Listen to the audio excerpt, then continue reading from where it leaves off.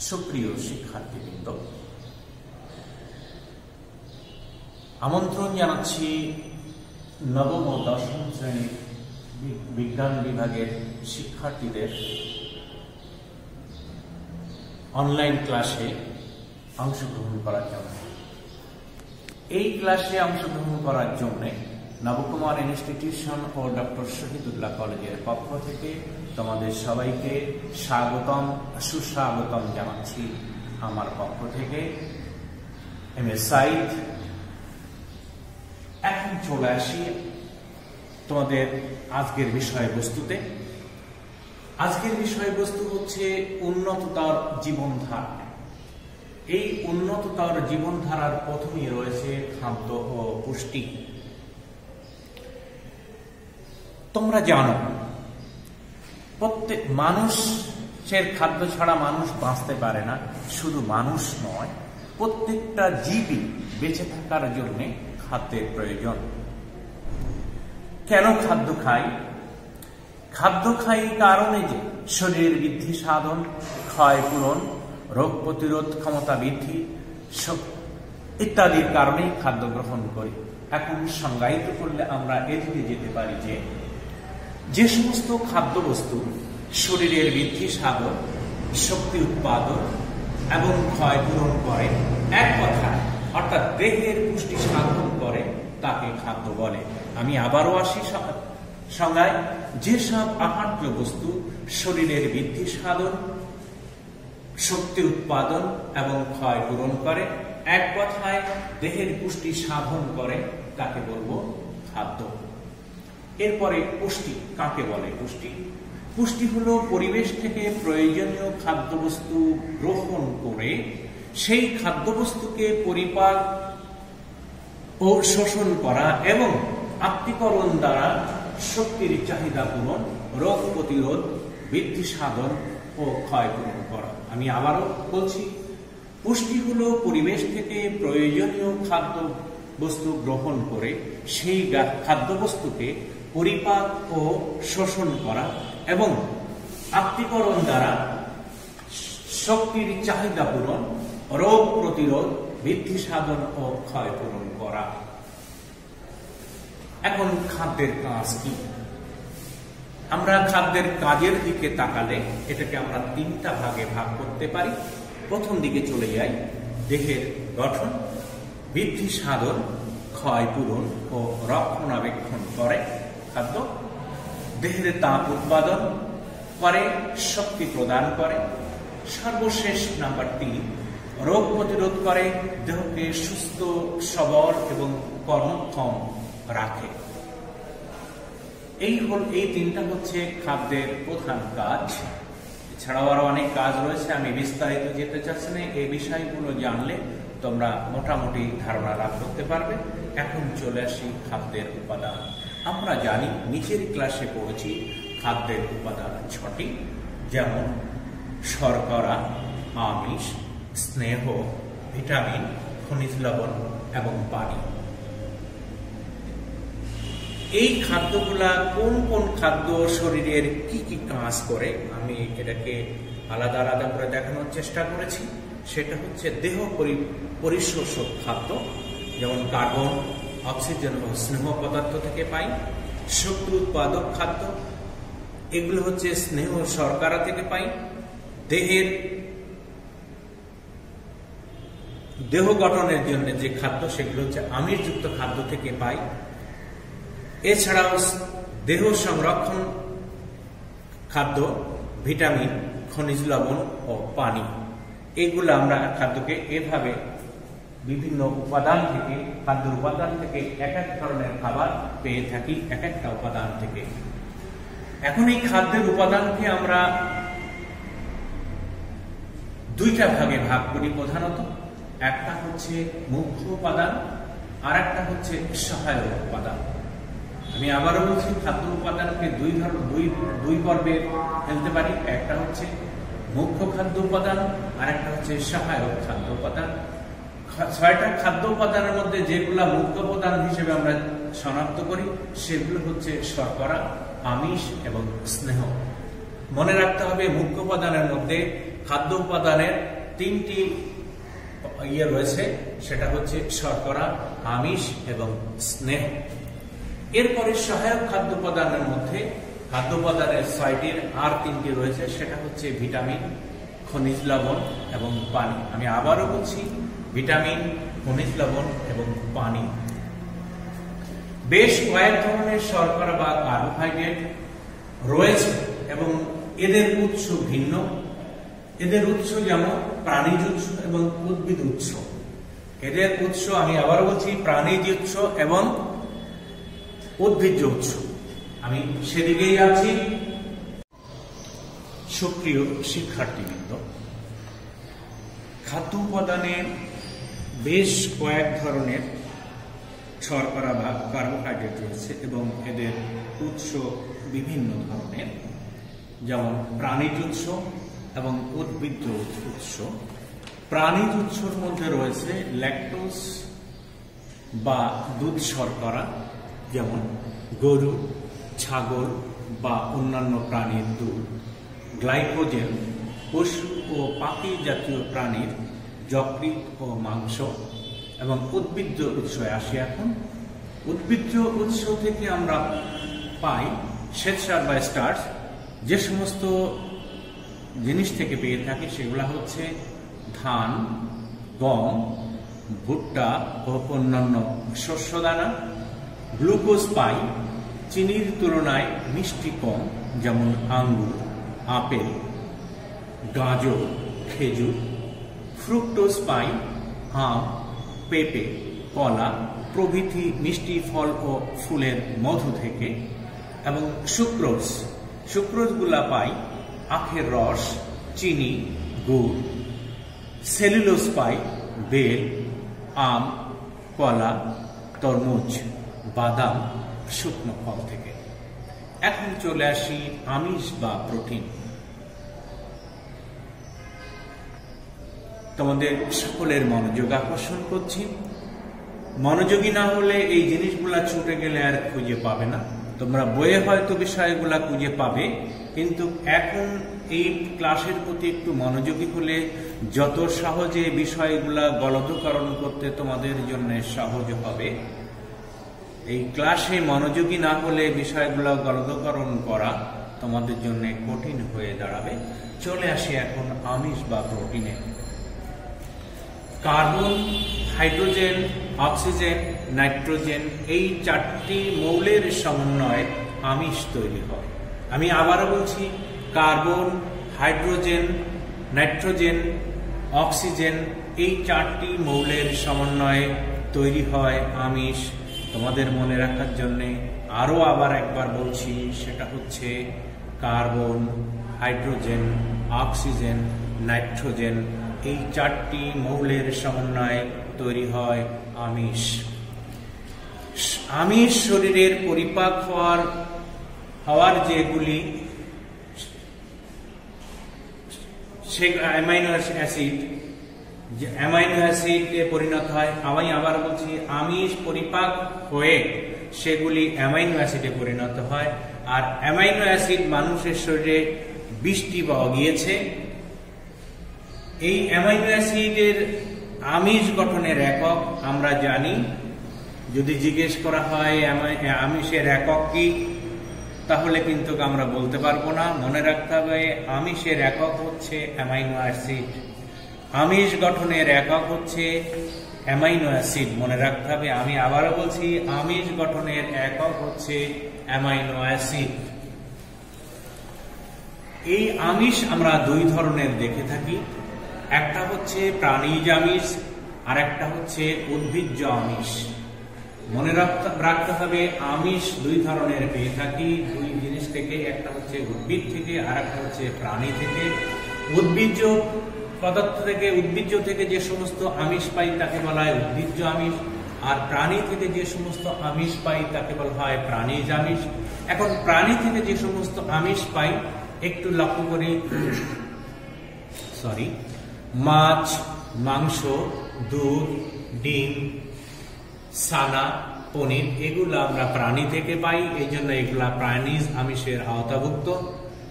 উদ্ভিজ্জ আমিষ ডাল, সিমের বিচি, মটরশুঁটি এবং বাদাম এগুলো উদ্ভিদ থেকে পেয়ে থাকি, এজন্য এগুলো উদ্ভিজ্জ আমিষের আওতায় আসে। এখন চলে আসি স্নেহ পদার্থ বা লিপিড। ফ্যাটি অ্যাসিড এবং গ্লিসারলের সমন্বয়ে স্নেহ পদার্থ পরিণত হয়। আমি আবারও বলছি, ফ্যাটি অ্যাসিড এবং গ্লিসারলের সমন্বয়ে স্নেহ পদার্থ গঠিত হয়। এই স্নেহ পদার্থকেও দুই ভাগে ভাগ করা হয়েছে, প্রাণীর স্নেহ এবং উদ্ভিজ্জ স্নেহ। ম্যাক্সিমাম জিনিসগুলা কিন্তু আমরা দুই ধরনের পেয়ে থাকি, উদ্ভিদ এবং প্রাণী থেকে। উদ্ভিদ থেকে যে সমস্ত স্নেহ পদার্থ পেয়ে থাকি তাকে বলা হয় উদ্ভিজ্জ স্নেহ পদার্থ, আর প্রাণী থেকে যেগুলো পাওয়া যায় সেগুলোকে বলা হয় প্রাণী স্নেহ পদার্থ। এখন প্রাণী স্নেহ পদার্থ আমরা কি থেকে পেয়ে থাকি? যেমন চর্বি সহ মাংস, মাখন, ঘি, পনির, ডিমের কুসুম, এগুলো প্রাণী থেকে পেয়ে থাকি, বিধায় এগুলো প্রাণী স্নেহ পদার্থের আওতাভুক্ত। উদ্ভিজ্জ স্নেহ সরিষা, সয়াবিন, তিল, ভুট্টা, নারকেল, সূর্যমুখীর তেল, এগুলো উদ্ভিদ জাতীয় পদার্থ থেকে পেয়ে থাকি, বিধায় আমরা এগুলোকে উদ্ভিজ্জ স্নেহ পদার্থ বলবো। এখন স্নেহ পদার্থের কাজ, তাপ ও শক্তি উৎপাদন করে। মনে রাখতে হবে, স্নেহ পদার্থ শরীরে তাপ উৎপাদন, শক্তি উৎপাদন করে, দেহের পুষ্টি ও বৃদ্ধি সাধন করে, শরীরে তাপের অপচয় রোধ করে এবং খাদ্য জমা রাখে। এই বিষয়টা আরেকটু ভালো করে বোঝার দরকার, কিভাবে খাদ্য জমা রাখে। আমরা সবাই কিন্তু সবসময় খাদ্যবস্তু গ্রহণ করতে পারি না, অনেক সময় নির্দিষ্ট সময়ের পরে আমাদের খাদ্য গ্রহণ করতে হয়। এই সময় যে খাদ্যের শর্টেজ হয়, ঘাটতি হয়, বা জীবদ্দশায় চলার পথে মাঝে মধ্যে শরীরে বিভিন্ন ধরনের খাদ্যের সমস্যা বা অভাব ঘটতে পারে, তখন আমাদের শরীরের সঞ্চিত খাদ্য অর্থাৎ স্নেহ পদার্থের দ্বারা যে খাবার সঞ্চিত থাকে চর্বি আকারে, সেই সমস্ত সঞ্চিত খাদ্য আমাদের ওই সমস্ত খাদ্যের অভাব বা ঘাটতি পূরণ করে। এরপরে চলে আসি, এই স্নেহ জাতীয় পদার্থ ত্বকের মসৃণতা ও সজীবতা বজায় রাখে এবং চর্মরোগ প্রতিরোধ করে।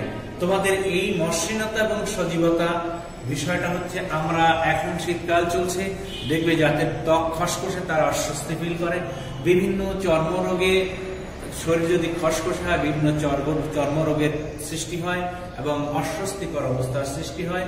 ডাক্তারের কাছে অনেক সময় গেলে শীতকালে যে আমার শরীর চুলকায়, খসখস করে, অমসৃণ এবং চেহারা স্কিন অন্যরকম হয়ে যাচ্ছে, ডাক্তাররা পরামর্শ দিবে তোমাদেরকে যে গ্লিসারিন জাতীয় পদার্থ ব্যবহার করার জন্য মুখে বা চামড়ায়।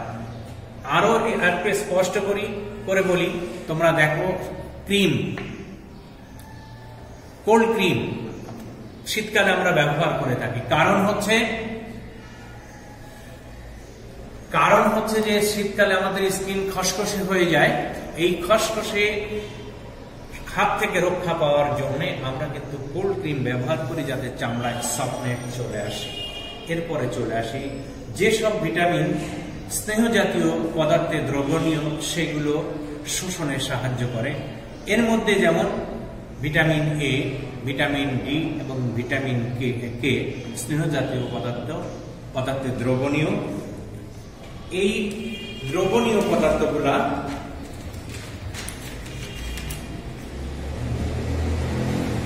এখন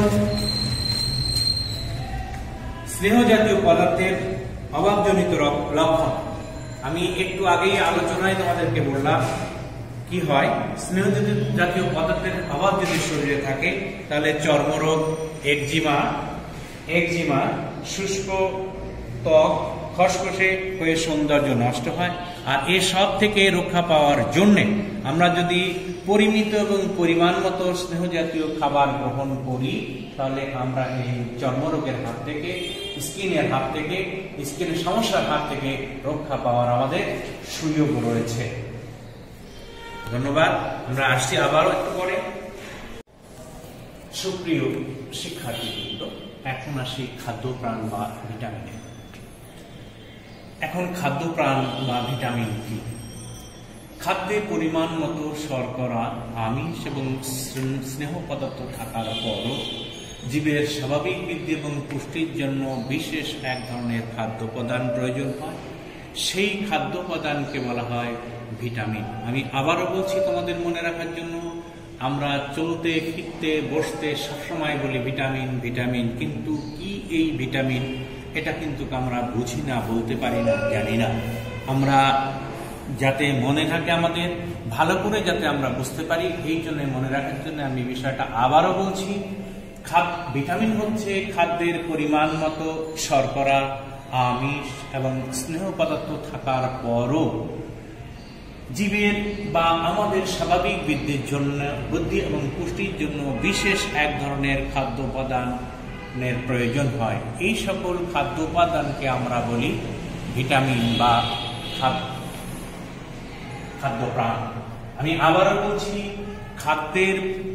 খাদ্যে পরিমাণ মতো শর্করা, আমিষ এবং স্নেহ পদার্থ থাকার পরও জীবের স্বাভাবিক বা আমাদের স্বাভাবিক বৃদ্ধি এবং পুষ্টির জন্য বিশেষ এক ধরনের খাদ্য উপাদান প্রয়োজন হয়। সেই খাদ্য উপাদানকে বলা হয় ভিটামিন বা খাদ্যপ্রাণ। এই ভিটামিন বা খাদ্যপ্রাণ প্রাণীর স্বাভাবিক বৃদ্ধি এবং শরীর সুস্থ রাখার জন্য অপরিহার্য। আমি আবার বলছি, ভিটামিন বা খাদ্যপ্রাণ আমাদের বা প্রাণীর স্বাভাবিক বৃদ্ধির জন্য এবং সুস্থ থাকার জন্য খুবই প্রয়োজন। স্নেহ পদার্থে যে সমস্ত ভিটামিন দ্রবীভূত, যেমন vitamin A, vitamin D, vitamin ই এবং কে। আমি আবারও বলছি, স্নেহ পদার্থে যে সমস্ত ভিটামিন দ্রবণীয় সেগুলা হচ্ছে vitamin A, vitamin D, vitamin E ও কে। পানিতে দ্রবণীয় যে সমস্ত ভিটামিন রয়েছে সেটা হচ্ছে ভিটামিন বি কমপ্লেক্স এবং সি, যেটা লেবুতে প্রচুর পরিমাণে থাকে। শুধু লেবু নয়, টক জাতীয় বিভিন্ন যত খাবার আছে সব খাবারে কম বেশি ভিটামিন সি রয়েছে, এগুলো আমাদের খাওয়া উচিত। চলে আসি এখন খনিজ পদার্থ ও পানিতে। সুপ্রিয় শিক্ষার্থীবৃন্দ, খনিজ পদার্থ জীবদেহের স্বাভাবিক বৃদ্ধি এবং পুষ্টির জন্য ভিটামিনের মতো খনিজ পদার্থের গুরুত্ব খুবই। খনিজ পদার্থ সাধারণত কোষ গঠনে সহযোগিতা করে। কোথায় পাবো আমরা এই খনিজ পদার্থ? ফলমূল, শাকসবজি, দুধ, ডিম এবং মাছে প্রচুর পরিমাণে খনিজ পদার্থ পাওয়া যায়। আমি আবারও বলছি, ফলমূল, শাকসবজি, দুধ, ডিম এবং মাছে প্রচুর পরিমাণে ভিটামিন থাকে। এখন খনিজ পদার্থ নিয়ে আলোচনা করলাম, বাকি রইল পানি। পানির সম্পর্কে আলোচনা করে শেষ করা যাবে না। আমাদের জন্মের পর থেকে মৃত্যু পর্যন্ত গৃহস্থালী কাজ থেকে শুরু করে সমস্ত জায়গায় পানি ছাড়া এক মুহূর্ত আমাদের চলার কোনো সুযোগ নেই। কি সেই পানি, কি প্রয়োজন আমাদের শরীরে কতটুকু থাকে তা জানার চেষ্টা করি একটু। পানি খাদ্যের একটা প্রধান উপাদান। মানব দেহের জন্য পানি অপরিহার্য, শুধু মানব দেহের জন্য নয়, সমস্ত জীবের জন্য পানি প্রয়োজন। দেহ গঠন এবং আভ্যন্তরীণ কাজ পানি ছাড়া আদৌ চলতে পারে না। আমাদের দৈহিক ওজনের 60 থেকে 75 ভাগই পানি। বিপাকের ফলে উৎপন্ন ইউরিয়া এবং অ্যামাইনো অ্যাসিড শরীরের জন্য ক্ষতিকর এবং বিষাক্ত। আমি আবারও কথাটা বলছি, আমাদের শরীরের বিপাকের ফলে দেহে উৎপন্ন ইউরিয়া, অ্যামোনিয়া ইত্যাদি শরীরের জন্য অত্যন্ত ক্ষতিকর এবং বিষাক্ত। পানি এই বিষাক্ত পদার্থগুলা শরীরের ঘর্ম বা ঘাম এবং প্রস্রাব বা মূত্র আকারে শরীর থেকে বের করিয়ে দিতে সহযোগিতা করে, বিধায় আমরা সুস্থতা বোধ করি। মোটামুটি আমাদের উন্নততর জীবনধারার এই চ্যাপ্টার থেকে বিষয়গুলোকে তোমাদের সামনে সংক্ষিপ্ত আকারে তুলে ধরার চেষ্টা করেছি। তোমরা একটু মনোযোগী যারা হয়েছো তাদের জন্য টপিকসটা যখন সামনে আসবে বুঝতে তখন খুব সহজ হবে। আর এই টপিকসটা তোমরা বাসাতে একটু স্টাডি করবে, তাহলে মোটামুটি পরীক্ষার জন্য বিষয়গুলা খুব সহজভাবে মুখস্থ করার প্রয়োজন হবে না। পরিশেষে এই দুর্যোগ মুহূর্তে করোনার মধ্যে তোমরা সবাই সুস্থ থাকো, সুন্দর থাকো, স্বাস্থ্যবিধি মেনে চলো, এই কামনা করেই শেষ করছি আজকের মতো। আসসালামু আলাইকুম ওয়া রাহমাতুল্লাহি ওয়া বারাকাতুহু।